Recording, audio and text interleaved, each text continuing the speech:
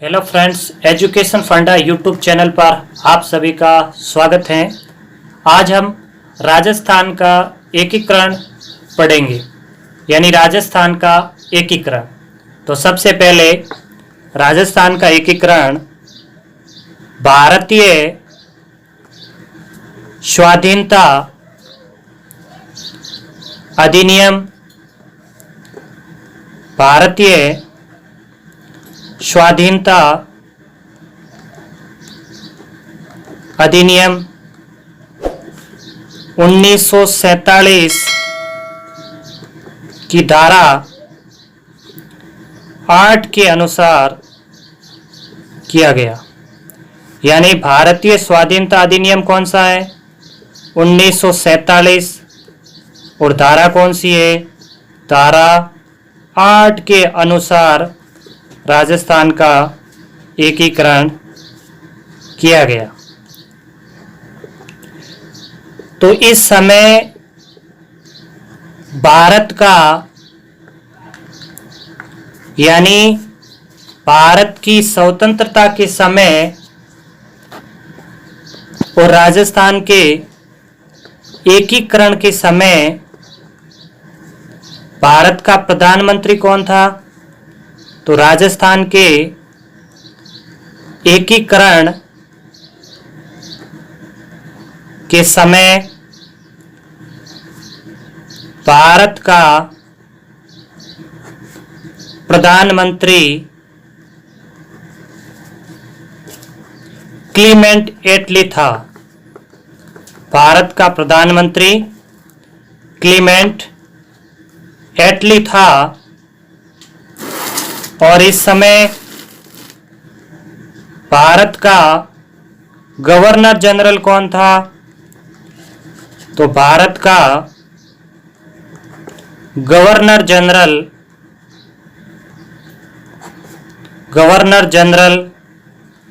Mountbatten था। Governor general कौन था? माउंटबेटन। अब इस बात को समझते हैं, यानी जो राजस्थान का एकीकरण है वो भारतीय स्वाधीनता अधिनियम 1947 की धारा 8 के अनुसार हुआ। इस समय भारत का प्रधानमंत्री कौन था? क्लीमेंट एटली। और भारत का गवर्नर जनरल कौन था? माउंटबेटन। यानी कि भारत की आजादी से पहले के संदर्भ में हम देखते हैं तो ब्रिटेन का भारत में आधिपत्य था, यानी भारत ब्रिटेन के गुलाम था। उस समय ब्रिटेन में चुनाव थे, यानी आजादी से कुछ समय पहले, और उस समय दो पार्टियां ब्रिटेन में प्रमुख रूप से चुनाव लड़ रही थी। एक लेबर पार्टी थी तो दूसरी तरफ कंजर्वेटिव पार्टी थी। इस समय लेबर पार्टी के नेता क्लीमेंट एटली ने यह घोषणा कर दी थी कि अगर ब्रिटेन में चुनाव में लेबर पार्टी चुनाव जीत जाती है तो वो भारत को आजाद कर देंगे। और इसी बीच चुनाव हुए। चुनाव में लेबर पार्टी चुनाव जीती और क्लीमेंट एटली ब्रिटेन के प्रधानमंत्री बने। और इसके बाद उन्होंने भारत की आजादी के संदर्भ में, आजादी की दिशा में काम करना शुरू किया। और इसी बीच जब 15 अगस्त 1947 को भारत को स्वतंत्रता मिल जाती है, लेकिन इससे पहले अंग्रेजों ने जाते जाते यहाँ पर बीज बो दिए थे। वो ये बीज बो दिए थे, उन्होंने ये घोषणा कर दी थी कि जो रियासतें अपना स्वतंत्र अस्तित्व बनाए रखना चाहती हैं वो स्वतंत्र अस्तित्व बनाए रख सकती है, और जो भारत में शामिल होना चाहती है वो भारत में शामिल हो सकती है, और जो पाकिस्तान में शामिल होना चाहे वो पाकिस्तान में शामिल हो सकती है। अगर आप सोचिए, इस स्तर पर भारत में बहुत सारी रियासतें थी, छोटी बड़ी, और ये रियासतें अगर अपना स्वतंत्र अस्तित्व बनाए रख देती तो फिर आप खुद देखिए भारत के पता नहीं कितने टुकड़े हो जाते। लेकिन इस बात को समझते हुए और भारत को एक और एकीकरण करने के लिए संपूर्ण राष्ट्र का इन्होंने भारत में रियासती विभाग की स्थापना की गई। यानी भारत में कौन से विभाग की स्थापना की गई? रियासती विभाग की।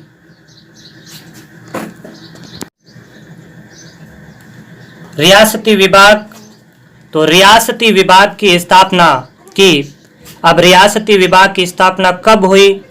तो इस रियासती विभाग की स्थापना 5 जुलाई 1947 को, यानी रियासती विभाग की स्थापना कब? तो 5 जुलाई 1947 को। और इस रियासती विभाग का अध्यक्ष बनाया गया सरदार वल्लभ भाई पटेल को। यानी इस रियासती विभाग के अध्यक्ष कौन थे? तो सरदार पटेल। अब इस रियासती विभाग का सचिव कौन था?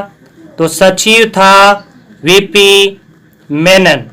यानी इस रियासती विभाग का सचिव कौन था? तो सचिव था वीपी मेनन। अब इस रियासती विभाग का उद्देश्य क्या था?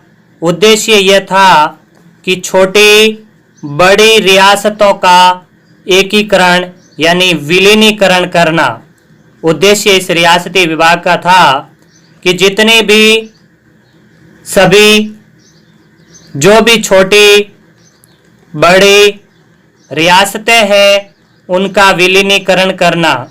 छोटी बड़ी रियासतों का विलीनीकरण करना। रियासतों का विलीनीकरण करना।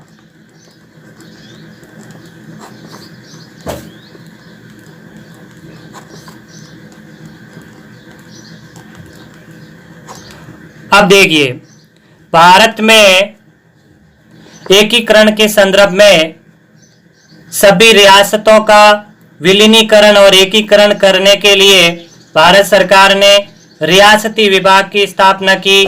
कब की? 5 जुलाई 1947 को। किसकी अध्यक्षता में? सरदार वल्लभ भाई पटेल की अध्यक्षता में। और इसका सचिव किसे बनाया गया? वीपी मेनन को। इसका उद्देश्य यह था सभी छोटी बड़ी रियासतों का विलीनीकरण करना। यानी कि और विलीनीकरण भी कैसे करना कि भाषा, संस्कृति और भौगोलिक दृष्टि को ध्यान में रखते हुए एक संयुक्त स्टेट का निर्माण करना।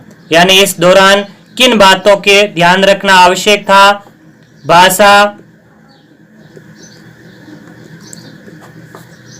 भाषा और संस्कृति, भौगोलिक। भाषा, संस्कृति, भौगोलिक।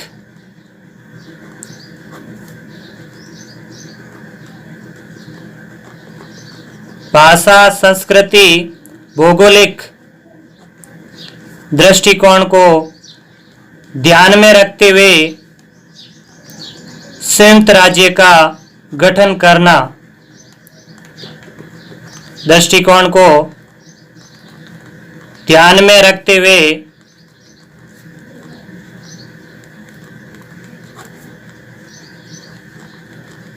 संयुक्त राज्य का गठन करना।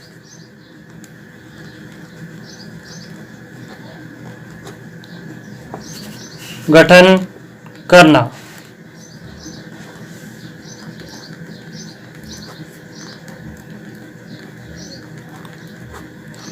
तो इस रियासती विभाग का उद्देश्य यही था कि जितनी भी छोटी बड़ी रियासतें हैं इनको इस तरीके से विलीनीकरण करना कि भाषाई आधार पर, संस्कृति के आधार पर, उनका भौगोलिक दृष्टि के आधार पर एक दूसरे के साथ समन्वय स्थापित हो सके और एक दूसरे के साथ जुड़ सके।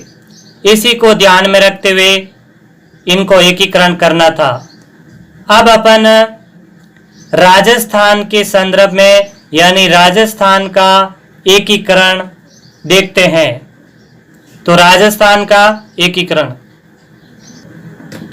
अब राजस्थान के एकीकरण के संदर्भ में यानी राजस्थान में स्वतंत्रता प्राप्ति के समय राजस्थान में स्वतंत्रता प्राप्ति के समय स्वतंत्रता प्राप्ति के समय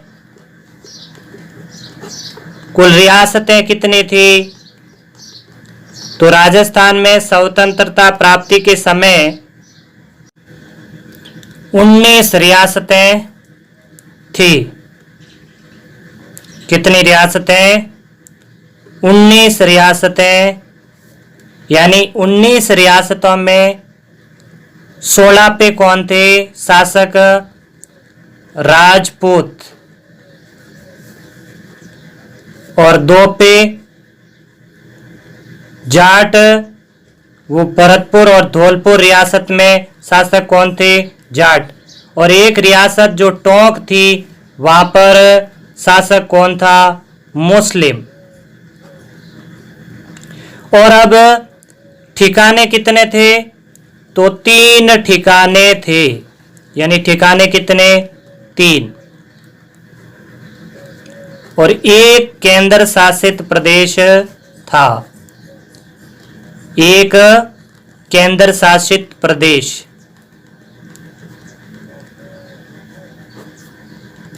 तो अपन को ध्यान रखना है, राजस्थान में स्वतंत्रता प्राप्ति के समय रियासतें कितनी थी?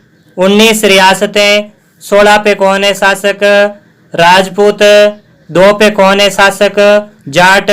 और एक मुस्लिम, यानी टोंक रियासत जहां पर शासक कौन है? मुस्लिम। ठिकाने कितने थे? 3। केंद्र शासित प्रदेश कितने? 1। कौन सा है? अजमेर मेरवाड़ा प्रदेश। अब महत्वपूर्ण तथ्य देखते हैं इन रियासतों के। इनमें सबसे पहले कि राजस्थान की सबसे बड़ी रियासत, राजस्थान की सबसे बड़ी रियासत कौन सी थी? सबसे बड़ी, यानी कि यहाँ पर क्षेत्रफल की दृष्टि से, यानी राजस्थान की सबसे बड़ी रियासत मारवाड़ थी। राजस्थान की सबसे बड़ी रियासत कौन सी थी? मारवाड़। तो सबसे बड़ी रियासत बताना है मारवाड़। और सबसे छोटी रियासत शाहपुरा। सबसे छोटी रियासत कौन सी थी? तो शाहपुरा। बड़ी पूछे तो कौन सा वार्ड है? मारवाड़। और छोटी पूछे तो कौन सी पुरा? शाहपुरा रियासत सबसे छोटी रियासत है। अब राजस्थान की सबसे प्राचीन रियासत, यानी सबसे पुरानी रियासत और सबसे ज्यादा स्वाभिमानी रियासत, अपने त्याग और बलिदान का प्रतीक कौन सी रियासत है? मेवाड़ रियासत, जो सबसे प्राचीन रियासत है। और सबसे नवीन रियासत कौन सी है? तो सबसे नवीन रियासत झालावाड़। सबसे नवीन रियासत झालावाड़।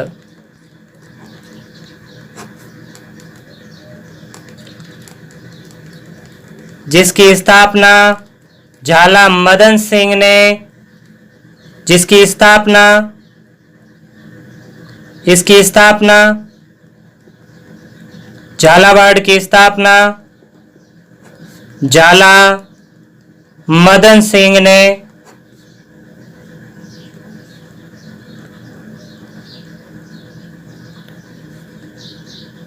1898 में की थी। कब? 1898 में की थी झाला मदन सिंह ने। अब हम बात करते हैं राजस्थान की कुल रियासतों में सबसे बड़ी रियासत कौन सी है? मारवाड़। सबसे छोटी रियासत कौन सी है? शाहपुरा।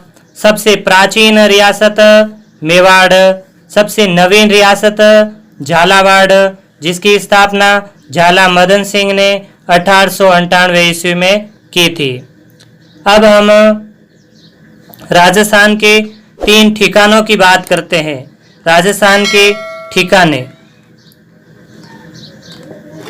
तो राजस्थान के ठिकाने कितने थे राजस्थान में? 3 ठिकाने। और इनको याद कैसे रखेंगे? तो अपन को ट्रिक याद रखनी है। लव कुश नीम के पेड़ पर चढ़े। ट्रिक क्या याद रखनी है? लव कुश नीम के पेड़ पर चढ़े। लव कुश नीम के पेड़ पर चढ़े, यानी राजस्थान में ठिकाने कितने? 3। तो लव से क्या बन गया आपका पहला ठिकाना? लावा। और लावा कहाँ पे पड़ता है? टोंक में, और वर्तमान है जयपुर। दूसरा कुशलगढ़। कुश से क्या बन गया? कुशलगढ़। और कुशलगढ़ कहाँ पे है? बांसवाड़ा में। कुशलगढ़ कहाँ पे है? बांसवाड़ा। और तीसरा है नीम से बन गया आपका नीमराणा। और नीमराणा कहाँ पे है? अलवर में। नीमराणा अलवर। यानी कि आपसे पूछें राजस्थान में ठिकाने कितने, तो 3। और याद कैसे रखना है? लव कुश नीम के पेड़ पर चढ़े। लव से क्या बन गया? लावा, जो कहाँ पे? टोंक। दूसरा कुश से क्या बन गया? कुशलगढ़। और कहाँ पे है? बांसवाड़ा में। और तीसरा नीम से क्या बन गया? नीमराणा, जो कि कहाँ पे है? अलवर में। तो राजस्थान के ठिकाने कितने? 3। अब हम बात करते हैं राजस्थान के केंद्र शासित प्रदेश। और केंद्र शासित प्रदेश कितने हैं? केंद्र शासित प्रदेश हैं 1। राजस्थान के केंद्र शासित प्रदेश हैं 1। केंद्र शासित प्रदेश, और वो कौन सा है? अजमेर मेरवाड़ा। केंद्र शासित प्रदेश, और केंद्र शासित प्रदेश कौन सा है? अजमेर मेरवाड़ा। केंद्र शासित प्रदेश कौन सा है? अजमेर मेरवाड़ा, जहां पर एजीजी बैठता था।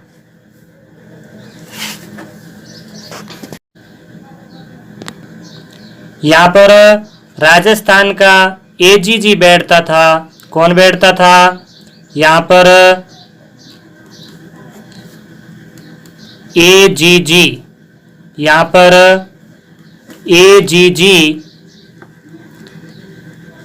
जिसका मतलब agent to governor general. Agent to governor general. Agent to governor general. और राजस्थान का पहला एजीजी कौन था? तो मिस्टर लॉकेट। राजस्थान का प्रथम एजीजी, मतलब एजेंट टू गवर्नर जनरल, कौन था? Mister locket. तो राजस्थान का पहला एजीजी कौन है? Mister locket. अब हम बात कर ली राजस्थान में रियासतें 19, ठिकाने 3, केंद्र शासित प्रदेश 1। अब हम राजस्थान का एकीकरण पढ़ते हैं। राजस्थान का एकीकरण कितने चरण में हुआ? तो राजस्थान का एकीकरण 7 चरण में हुआ। राजस्थान का एकीकरण 7 चरणों में हुआ। राजस्थान का एकीकरण 7 चरणों में हुआ। और राजस्थान का एकीकरण कितने चरणों में हुआ? तो 7 चरणों में हुआ। अब राजस्थान के एकीकरण का पढ़ते हैं। प्रथम चरण, कौन सा चरण है? प्रथम चरण। तो प्रथम चरण जिसका नाम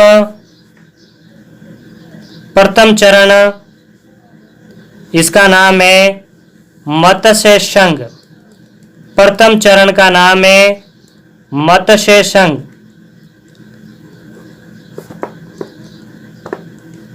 मत्स्य संघ राजस्थान का प्रथम चरण जिसका नाम मत्स्य संघ, यानी प्राचीन समय में यह जनपद था मत्स्य। तो यहां पर मत्स्य संघ है प्रथम चरण का नाम। अब मत्स्य संघ नाम किसकी सिफारिश पर रखा गया? तो मत्स्य संघ नाम है जो के.एम.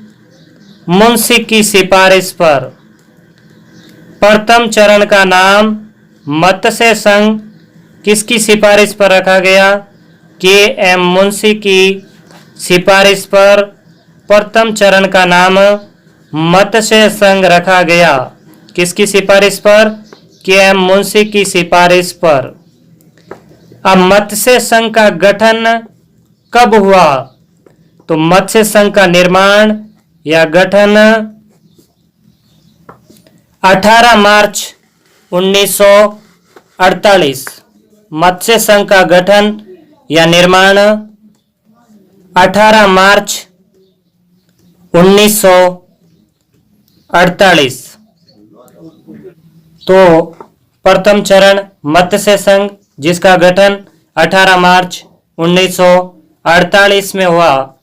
अब इसमें रियासतें, तो रियासतें कौन कौन सी थी इसको हम ट्रिक से याद रखेंगे। रियासतें याद रखने के लिए आपको क्या याद करनी पड़ेगी? ABCD।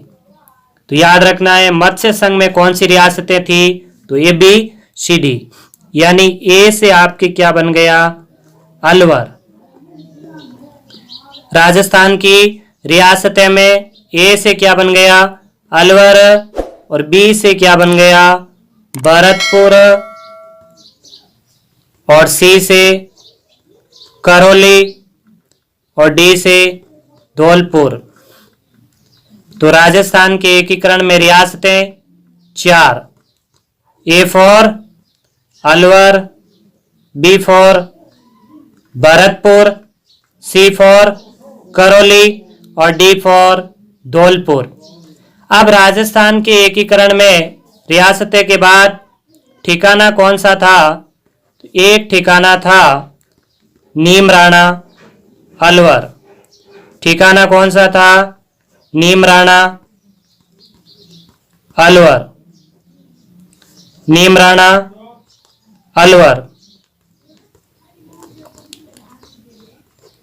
अब राजस्थान के इस मत्स्य संघ नाम किसकी सिफारिश पर रखा गया? के.एम. मुंशी की सिफारिश पर। गठन कब हुआ मत्स्य संघ का? 18 मार्च 1948। रियासतें कौन सी थी? ABCD। A for Alwar, B for Bharatpur, C for Karauli, D for Dholpur. ठिकाना कौन सा था मत्स्य संघ में? नीमराणा अलवर। अब हम देखेंगे इसमें राज प्रमुख कौन थे, प्रधानमंत्री कौन थे, उद्घाटन कब हुआ, कहां हुआ। तो हम बात करते हैं राजस्थान के एकीकरण में राज प्रमुख और प्रधानमंत्री की। राजस्थान के एकीकरण में प्रथम चरण जिसका राज प्रमुख कौन था और प्रधानमंत्री कौन था, ये बात अपन को करनी है। प्रथम चरण का नाम मत्स्य संघ, यानी मत्स्य संघ का राज प्रमुख किसे बनाया गया, और प्रधानमंत्री किसे बनाया गया? तो राज प्रमुख बनाया गया महाराजा उदयभान सिंह को। किसको बनाया गया? राज प्रमुख बनाया गया महाराजा उदयभान सिंह को राज प्रमुख बनाया गया, उदयभान सिंह। और ये कहाँ के थे? धौलपुर के। महाराजा उदयभान सिंह को राज प्रमुख और प्रधानमंत्री बनाया था शोभाराम कुमावत को। प्रधानमंत्री बनाया शोभाराम कुमावत को। तो मत्स्य संघ का राज प्रमुख उदयभान सिंह और प्रधानमंत्री शोभाराम कुमावत। यानी कि याद कैसे रख सकते हैं? आप इस तरह भी रख सकते हैं कि राज प्रमुख है यानी कि उदयभान सिंह और शोभा का क्या हुआ? विवाह। उदयभान सिंह क्या है? दूल्हा और शोभा क्या है? दुल्हन। तो उदयभान से क्या बन गया? उदयभान सिंह तो क्या बन गए? राज प्रमुख। और प्रधानमंत्री शोभा से कौन बन गए? शोभाराम कुमावत। शोभाराम कुमावत। अब उदयभान सिंह कहाँ के थे? तो उदयभान सिंह थे आपके धौलपुर के। ये कहाँ के महाराजा थे? उदयभान सिंह थे धौलपुर के महाराजा। और शोभाराम कुमावत कहाँ के थे? शोभाराम कुमावत थे आपके अलवर के। शोभाराम कुमावत कहाँ के थे? अलवर के। और यहां पर अब अपन को याद रखना है प्रथम चरण यानी मत्स्य संघ का उद्घाटन। मत्स्य संघ का उद्घाटन कब व कहाँ हुआ?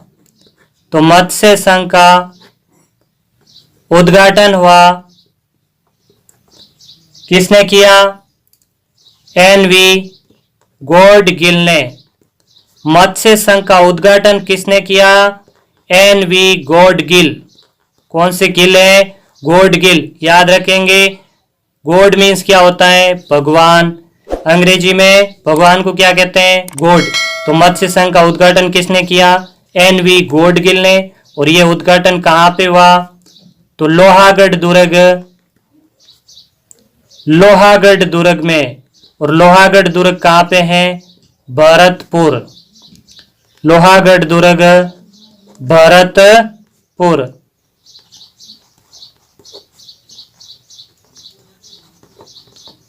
तो अब तक हमने पढ़ा प्रथम चरण का नाम क्या है? मत्स्य संघ। नाम किसकी सिफारिश पर रखा गया? के.एम. मुंशी की सिफारिश पर। गठन कब हुआ? 18 मार्च 1948। रियासतें कौन सी? ABCD अलवर, भरतपुर, करौली, धौलपुर। ठिकाना कौन सा? नीमराणा अलवर।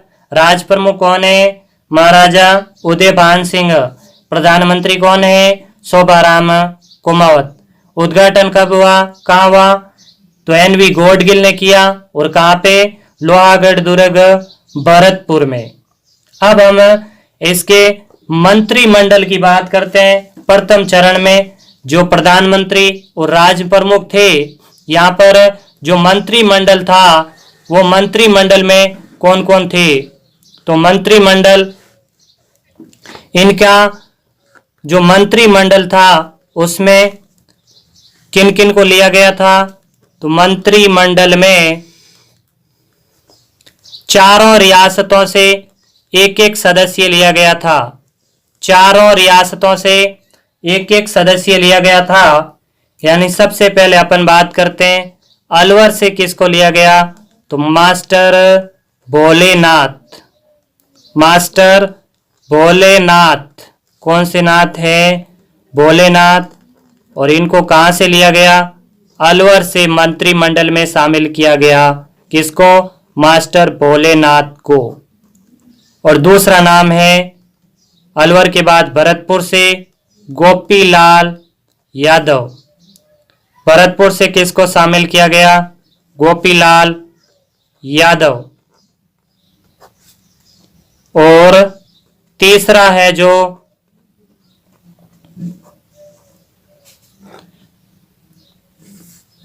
है जो सिरंजी लाल, और इनको शामिल किया करौली से। करौली से किसको शामिल किया? तो सिरंजी लाल। कौन से लाल है? सिरंजी लाल, और सिरंजी लाल को शामिल किया है करौली से। अब एक रियासत और बची है, वो कौन सी है? धौलपुर, और धौलपुर से किसको शामिल किया है? मंगल सिंह को। कौन से सिंह है? मंगल सिंह। इनको कहां से शामिल किया है हमने? धौलपुर से।